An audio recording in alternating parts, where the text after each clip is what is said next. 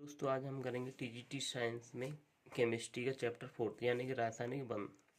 इससे पहले भी हमने इस कंप्लीट कराया था आपके रासायनिक बंध, संयोजकता का इलेक्ट्रॉनिक सिद्धांत। उसके बाद बंधों के प्रकार कराए थे, जिसमें विद्युत संयोजक बंध था, आयनिक बंध कराया था। विद्युत संयोजक बंध के लक्षण कंप्लीट करा दिए थे।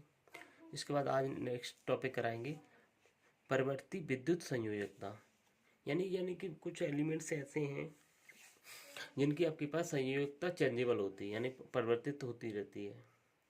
तो इसके लिए देखिए, जो तत्व यानी परिवर्तित संयोजकता को यानी वेरिएबल इलेक्ट्रोवैलेंसी, यानी जो तत्व एक से अधिक संयोजकता प्रदर्शित करते हैं, परिवर्तित विद्युत संयोजकता कहलाती है। यानी ऐसे एलिमेंट्स जिनकी आपके पास संयोजकता एक से यानी बार बार चेंज होती रहती है, यानी इलेक्ट्रॉन अगर निकल गया या फिर गेन कर लिया तो उस कंडीशन में उनकी संयोजकता अगर चेंज हो रही है तो उस टाइप की संयोजकता को हम क्या बोलेंगे, परिवर्ती संयोजकता। तो देखिए इसमें पहला फर्स्ट पार्ट रहेगा अक्रिय युग्म। अक्रिय युग्म यानी जो किसी को इलेक्ट्रॉन देते हैं ना किसी से इलेक्ट्रॉन लेते हैं, तो उन्हें क्या बोलेंगे, inert gases pair, inert gases की तरह बिहेव करते हैं ये। तो देखें अक्रिय युग्म प्रभाव, जिन तत्वों का इलेक्ट्रॉनिक विन्यास NH2 या आपके NH2 हो प्रकार का होता है, वे बंध बनाने में भाग नहीं लिए, यानी आपके पास बॉन्डिंग करने में पार्टिसिपेट नहीं करते, पार्टिसिपेट नहीं करेंगे तो इसके, और जब पार्टिसिपेट नहीं करेंगे तो वहाँ पर क्या होगा, संयोजकता प्रदर्शित नहीं होगी। जैसे PB, यहाँ पर लेड है आपके पास, इसमें 2 इलेक्ट्रॉन निकलने के बाद ये अक्रिय कैसा हो जाता है, इनर्ट गैसेस की तरह बिहेव करने लगता है, और यानी कि ये किसी के साथ यानी PB डबल पॉजिटिव आयन ये किसी के साथ बॉन्ड नहीं बनाएगा और ये आपके स्टेबल हो जाता है। ऐसे आपके पास सेकंड रहेगा कोर का स्थायी विन्यास। यहाँ से D ब्लॉक के एलिमेंट्स होते हैं आपके पास, इनके आउटर सेल में आपके पास टोटल D में आपके पास 10 इलेक्ट्रॉन फिलअप किए जा सकते हैं। इससे पहले वाले हमने चैप्टर में कराया था एटॉमिक स्ट्रक्चर में। तो इनमें आपके पास D ब्लॉक में 10 इलेक्ट्रॉन भरे जा सकते हैं।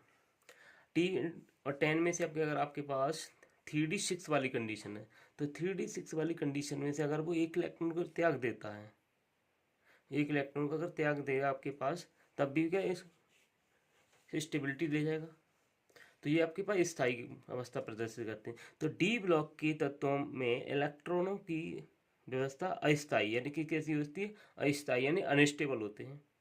अतः यह प्रवृत्ति संयोजकता प्रदर्शित कर सकती है। यानी कि अगर 3d6 था तब संयोजकता कितनी थी, 4 थी।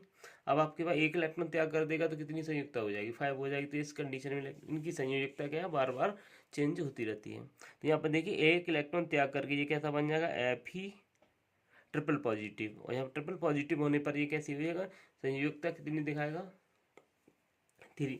यहाँ पर अब 3 पॉजिटिव आयन है, संयोजकता मीन्स यानी कितने इलेक्ट्रॉन की रिक्वायरमेंट रहेगी इसके पास, 5 की, तो 5 संयोजकता बन जाएगी। तो नेक्स्ट देखिए साइंस है संयोजक बंध यानी कोवैलेंट बॉन्ड्स।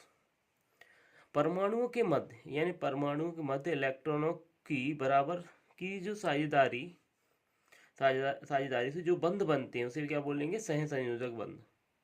यानी एक पार्टिकल और ए और बी पार्टिकल दोनों का आपके पास इलेक्ट्रॉन की शेयरिंग करके जो बंध बनाते हैं उसे क्या बोलते हैं, सहसंयोजक बंध।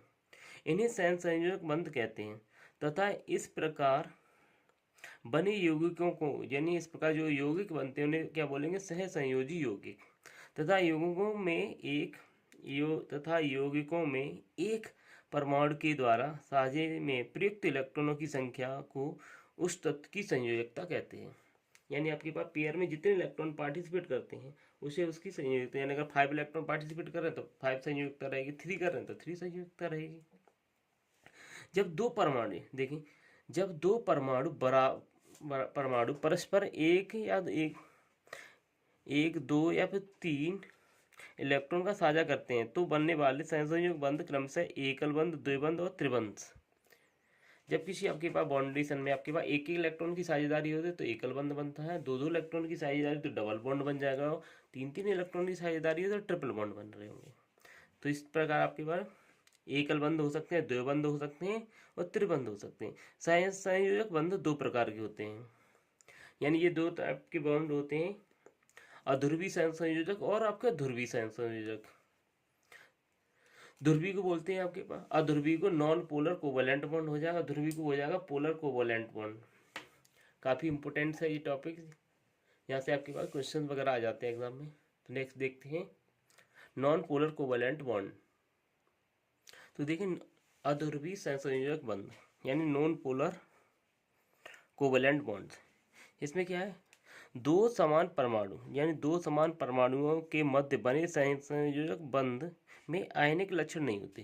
यानी दो समान, क्या बोला, दो समान परमाणु यानी एक जैसी परमाणु या अब एक जैसे परमाणुओं के मध्य जो बंध बनते हैं उसमें आयनिक प्रवृत्ति नहीं होती, क्योंकि उनकी विद्युत ऋणात्मकता समान होती है। जो लोग विद्युत ऋणात्मकता क्या होगी, एक जैसी रही होंगी होती। इस प्रकार के बंध अध्रुवित सहसंयोजक बंध कहलाते हैं। जैसे क्लोरीन है, तो यहाँ पर एक क्लोरीन से दूसरा क्लोरीन यानी क्लोरीन के दो एटम कंबाइंड किए गए, दोनों की संयोजकता क्या होगी, सेम रही होगी, तो यहाँ पर आयनाइजेशन नहीं होगा, तो ये कैसे बन जाएंगे, अध्रुवी। ऐसे ऑक्सीजन है O2 लिखा हुआ, तो एक ऑक्सीजन के दो एटम मिलके बन रहे हैं और दोनों के पास संयोजकता क्या सेम है, तो यहाँ पर आपके पास आयनाइजेशन नहीं होगा। ऐसे N2 है, नाइट्रोजन नाइट्रोजन के दो एटम मिलके मिल रहे हैं, तो यहाँ पर भी आपके पास इनकी संयोजकता सेम रही होगी, तो ये भी आपके पास अध्रुवी सहसंयोजक बंध बनाएगी। नेक्स्ट देखिए ध्रुवी सहसंयोजक यानी पोलर कोवैलेंट बॉन्ड। यहाँ पर आपके पास सेम एलिमेंट्स रहे होंगे, यहाँ पर क्या डिफरेंट हो जाएंगे। दो भिन्न, समानता यहाँ पर ध्यान रखना, यहाँ पर समान होंगे, यहाँ पर क्या होंगे, भिन्न यानी अलग अलग रहेंगे। दो भिन्न परमाणु के मध्य स्थिर सहसंयोजी बंध से आंशिक आयनिक लक्षण उत्पन्न हो जाते हैं, यानी थोड़े से आयनाइजेशन या तो पॉजिटिव बन जाएगा या नेगेटिव, क्योंकि उनकी विद्युत ऋणात्मकता भिन्न होती है। इस प्रकार के बंध अध्रुवी यानी इस प्रकार के बंध ध्रुवी सहसंयोजक बंध कहलाते हैं। जैसे हाइड्रोजन और क्लोरीन क्या बन गया, हाइड्रोक्लोरिक एसिड, तो H पॉजिटिव हो जाता है, Cl नेगेटिव, यानी एक पॉजिटिव बनेगा तो एक नेगेटिव। हाइड्रोजन ब्रोमाइड, तो H पॉजिटिव हो जाए, Br नेगेटिव हो जाता है, तो यहाँ पर आयनाइजेशन आ जाएगा, आयनाइजेशन हो जाएगा तो कैसे हो जाएगा, ये पोलर बन जाएगा कंडीशन। अब देखेंगे ध्रुवीय आघूर्ण, तो ध्यान रखें आपके पास अध्रुवी में क्या होता है, सेम एलिमेंट्स होंगे और दोनों की परमाणु संयोजकता क्या समान होगी, और ये आयनिक गुण प्रदर्शित नहीं करते, पर आपके पास ध्रुवी संयोजक होते हैं वो आयनिक गुण प्रदर्शित करते हैं और ये डिफरेंट होते हैं, डिफरेंट एलिमेंट कंबाइंड होंगे। नेक्स्ट देखें पोलर द्विध्रुव आघूर्ण यानी डाइपोल मूवमेंट्स। फिजिक्स में भी आपके पास डाइपोल मूवमेंट और केमिस्ट्री में भी है, पर यहाँ पर डेफिनेशन थोड़ी अलग होती है। देखें वह द्विध्रुव आघूर्ण यानी डाइपोल मूवमेंट वह गुण जो किसी सहसंयोजी बंध की ध्रुवता की माप बताता है, यानी ध्रुवीय गुण जो होते हैं उनकी आपके पास माप यानी उसे मेजरमेंट को बताता है, तो उसे क्या बोलेंगे, द्विध्रुव आघूर्ण बोलते हैं। इसे द्विध्रुव आघूर्ण को रिप्रेजेंट करते हैं म्यू से, तो म्यू इज इक्वल टू है आवेश इंटू दूरी यानी चार्ज इंटू दूरी। द्विध्रुव आघूर्ण की इकाई होती है डिबाई, इसे रिप्रेजेंट करते हैं कैपिटल डी से, तो 1 डिबाई इज इक्वल टू होता है 10 की पावर माइनस के 18 ESC यानी कि ESU सेंटीमीटर्स। अगर इसे सेंटीमीटर में ही वैल्यू कन्वर्ट करें तो 3.33564 इंटू 10 की पावर माइनस के 30 सेंटीमीटर से हो जाएगी। सी यहाँ पर रिप्रेजेंट करता है आपके पास ESU कूलम मीटर लिखा हुआ है, अब जैसे ESU के साथ हटाएं तो ये कूलम मीटर कर दिया, और 1 कूलम, सी यहाँ पर कूलम है, M मीटर को रिप्रेजेंट कर रहा है। द्वि परमाणु अणुओं का द्विध्रुव आघूर्ण शून्य होता है।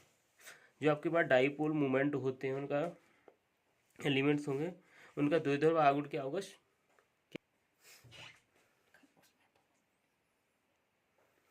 तो देखिए आपके पास द्वि परमाणु अणुओं का द्विध्रुव आघूर्ण क्या हो, शून्य होता है। जो कि वहाँ पर आपके पास द्विध्रुव आघूर्ण निकालने के लिए हमें पास चार्ज दोनों का सेम होता है, और डिस्टेंस वहाँ पर क्या हो जाती है, डिस्टेंस न्यूट्रल हो जाएगी, और न्यूट्रल कंडीशन में आपके पास द्विध्रुव आघूर्ण क्या होगा, शून्य हो जाएगा। नेक्स्ट आगे देखिए इसमें, क्योंकि वे अध्रुवी कैसे हो जाते हैं, अध्रुवी होते हैं, चूँकि सेम एलिमेंट्स होंगे, सेम एलिमेंट्स में आपके पास आयनाइजेशन नहीं होगा तो चार्ज भी नहीं आएगा। नेक्स्ट देखें, जैसे hydrogen, chlorine, fluorine, oxygen, nitrogen. अब यहाँ पर इनके पास क्या सेम एलिमेंट्स हैं, तो इलेक्ट्रॉन की क्या सिर्फ साझेदारी होती है, चार्ज प्रोड्यूस नहीं होता। चार्ज प्रोड्यूस नहीं होगा तो यानी क्यू की वैल्यू जीरो हो जाएगी, डिस्टेंस कुछ भी रही। जब चार्ज ही जीरो है तो आपके पास कंडीशन क्या होगी, दो तरफ आगुड़ इनका जीरो हो जाएगा। तो ये आपके पास किसके लिए होगा, नॉन पोलर की टी। बट आपके पास ध्रुव आगुड़ किसका सबसे ज्यादा होता है, आपके पास ध्रुवीय आगुड़, यानी ध्रुवीय सहसंयोजक यानी पोलर के लिए आपके पास ध्रुव आगुड़ की वैल्यू ज्यादा रहेगी। जैसे HCl hydrogen fluoride, hydrogen chloride, hydrogen bromide तथा हाइड्रोजन आयोनाइड्स आदि यौगिकों के ध्रुव आगुड़ बहुत अधिक होते हैं। क्योंकि आपके पास ये सारे क्या है, डिफरेंट एलिमेंट्स हैं, और डिफरेंट एलिमेंट्स के बिटवीन जो बॉन्ड बनेंगे वो कैसे हो, आयनिक रहेंगे। क्योंकि इनकी विद्युत ऋणात्मकता में अंतर बहुत अधिक होता है, यानी विद्युत ऋणात्मकता इनकी क्या सब ज़्यादा होती है। ज़्यादा होने की वजह से कैसा द्विध्रुवागुण बन जाते हैं। ऋणात्मकता ज़्यादा हुई यानी मीन्स चार्ज ज़्यादा होगा, डिस्टेंस है ही ऑलरेडी, तो इसका द्विध्रुवागुण क्या हो जाएगा, ज़्यादा हो जाएगा। तो द्विध्रुवागुण किसका ज़्यादा होता है, सबसे ज़्यादा पोलर कोवैलेंट के लिए, और जीरो किसके लिए होता है, नॉन पोलर के लिए।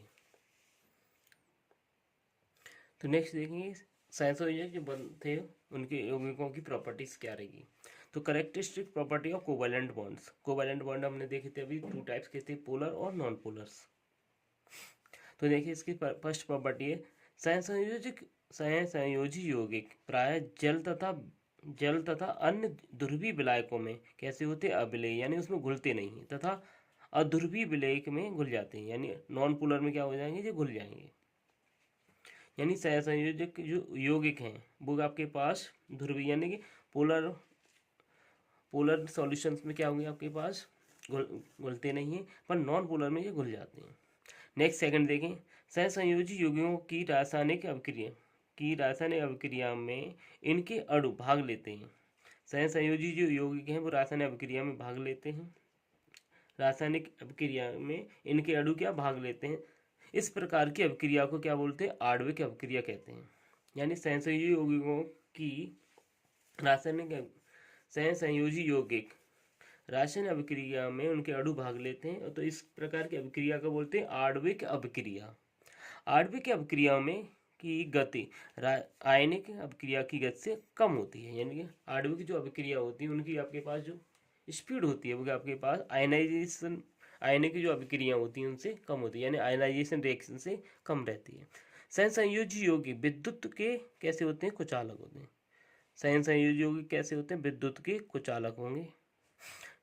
फोर्थ पॉइंट देंगे, सहसंयोजी बंध की प्रवृत्ति दिशात्मक होती है, इनमें डायरेक्शन होगी, इसीलिए सहसंयोजी यौगिकों के अणुओं की एक विशेष ज्यामिति यानी आकृति होती है, अतः ये समावयवता प्रदर्शित करते हैं। समावयवता मीन्स मिरर इमेज वगैरह दिखाते हैं।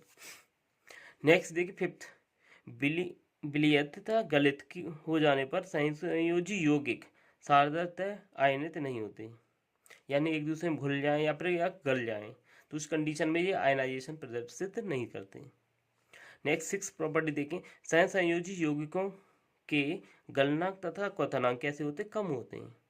यानी कोवैलेंट आपके पास जो कंपाउंड हैं उनके गलना मेल्टिंग पॉइंट और आपके पास यानी कि आपके मेल्टिंग पॉइंट यानी बॉइलिंग पॉइंट दोनों कैसे होते, कम रहते हैं।